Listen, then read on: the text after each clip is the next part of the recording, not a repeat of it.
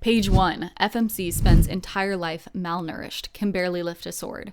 Page 10, FMC is a master warrior, effortlessly defeating enemies 3 times her size who have had decades of training. Stop with the symbolism of corsets equals trapped. If it's difficult to breathe in a corset, simply loosen it. That's how they work. You've probably met her before. She's witty, feisty, rebellious, stick thin, sword wielding, always the underdog, even though the odds are somehow impossibly in her favor every single time. She's today's strong female character, and she's exhausting. One Redditor said, I think my issue with strong female character syndrome is very often instead of coming off as badass, they come off as blind, ragey, and stupid.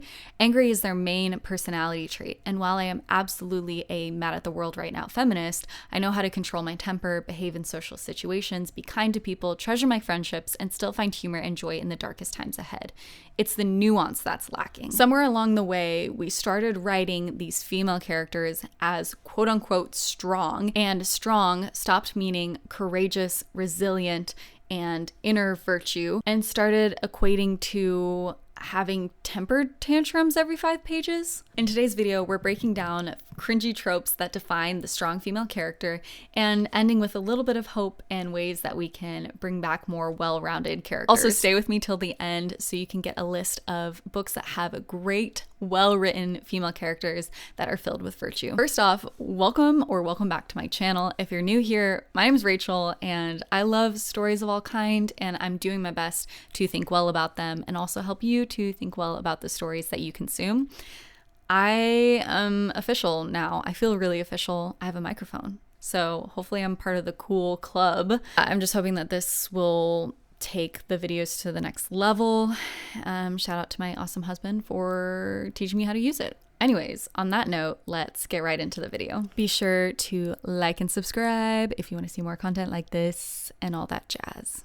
Part 1, the rise of the strong female character. Let's begin with the obvious. There is nothing wrong with a character who is fierce, confident, clever, knows what she's doing, and doesn't want anyone to get in her way. There's nothing wrong with people like that. There's nothing wrong with characters written like that. What happens when every single character starts sounding and acting this way? Strong has kind of become shorthand for this type of character that is oftentimes emotionally shut off, very hot-tempered, witty, often sword wielding or fighting in some manner if it's like a fantasy novel. And when these strong female characters encompass all of these things rather than just being a well-rounded character within their own right, we lose something extremely vital. They become flat and predictable and ironically pretty weak because we lose the power of their presence and their depth. There's this whole thread on Reddit I was reading the other day with examples of these tropes that I thought were hilarious.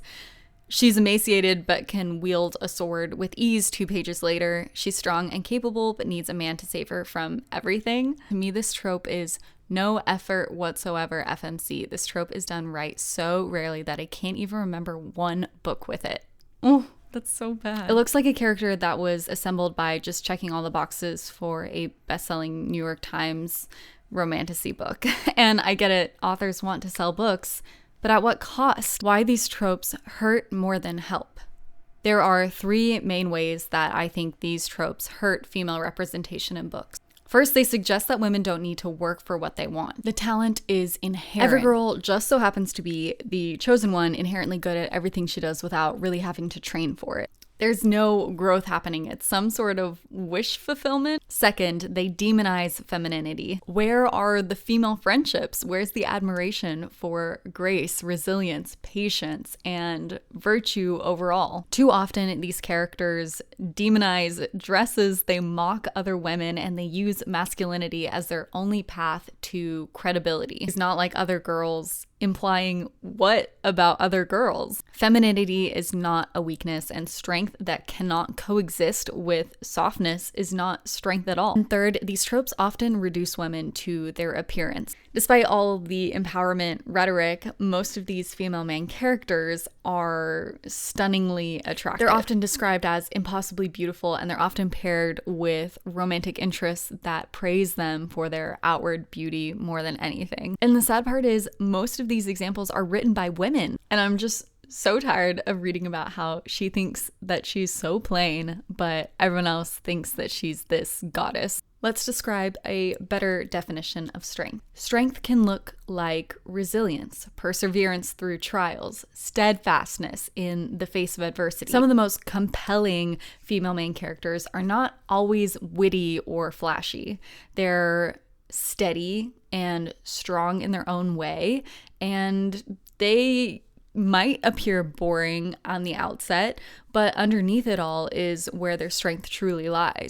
Take Anne Elliot from Persuasion, and I'm talking about the novel Persuasion, not the Netflix adaptation. She's not bold or brash. She's loyal and wise and often put into maternal situations because she is a maternal person, and a lot of readers really resonate with her introversion and her steadfastness of character. Or Nancy Drew, who is a very traditionally feminine character, but she has the intellect, observation, and sense of justice to do right by the story. I remember when I was reading Nancy Drew as a kid, it really resonated with me that she knew how to change her own tire. It was a show of strength that just added to her capabilities, her resourcefulness, and just the fact that she was very well-rounded as a person. When I was thinking of examples of well-written women, I thought of the March sisters, and traditionally Jo is seen as the strong female lead, right? She's seen as brash, bold, she's going after her dreams. But I think the beauty of Little Women and what Louisa May Alcott was trying to do was show that each of these women are strong in their own right. The sisters choose their own path, and they discover themselves through those paths. Meg, in her desire to be a wife and a mother, shows great strength of character in the sacrifices that she's willing to make for her family. Amy shows strength of character by discovering who she is apart from her sisters and apart from just the vanities of her youth. So there's so many examples of these well-rounded women in literature that are so much more than just these cringy tropes. I think something important to note is that authors can take these cringy tropes and use them to create a well-rounded, well-written character. A talented author can write a feisty, witty, brash character and still have a lot of soul. One great example of this is Selena Sardothien, or Aelin Galanthus, I don't know how to say her last name, from the Throne of Glass series by Sarah J. Maas. She loves dresses. She has very strong female friendships. She looks out for others. And when the time comes for her to step into her leadership role, she's actually very fearful of that and very aware of her shortcomings. But she works for years and years to build up the strength that she has physically. And then when it's time for her to become a leader, she takes on that role with humility. She has the inner fortitude to do the hard things when they are required of her for the sake of her people.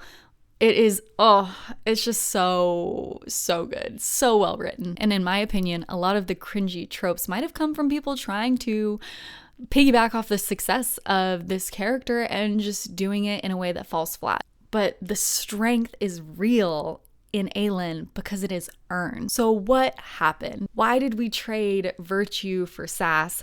Why are all female main characters written in such a flat and cringy way? Well, I think one answer could be that our values have just shifted. As feminism is gaining traction, women are rejecting more traditional roles. Being a wife, a caretaker, a mother has been cast as oppressive. And I think as power has been defined in the last couple of decades, women are stepping more and more into these masculine roles to try and gain power for themselves in a way that seems culturally relevant, at least. In some ways, this has been beneficial for literature and storytelling, but in other ways we have jumped from one stereotype of what a woman should be into another stereotype of what women should be. The problem isn't the trope itself, it's the lack of craftsmanship in the execution. A talented writer can breathe life into a feisty, battle-worn heroine, but they're missing what makes her compelling. So we end up with these hollow echoes. It's just the same girl in different fonts. And it's not just books, it's Hollywood too. Everywhere you turn, it's the same like version of this snarky character, or it's the manic pixie dream girl, which is just another issue entirely. And I think people are actually getting kind of tired of this, and authors are swinging in the other direction by creating these very messy characters. I think Gone Girl is a really good example of what I mean by a messy female character. They're chaotic and unpredictable and oftentimes pretty unlikable, but what the authors are trying to do is show womanhood in a different light, show another version of it.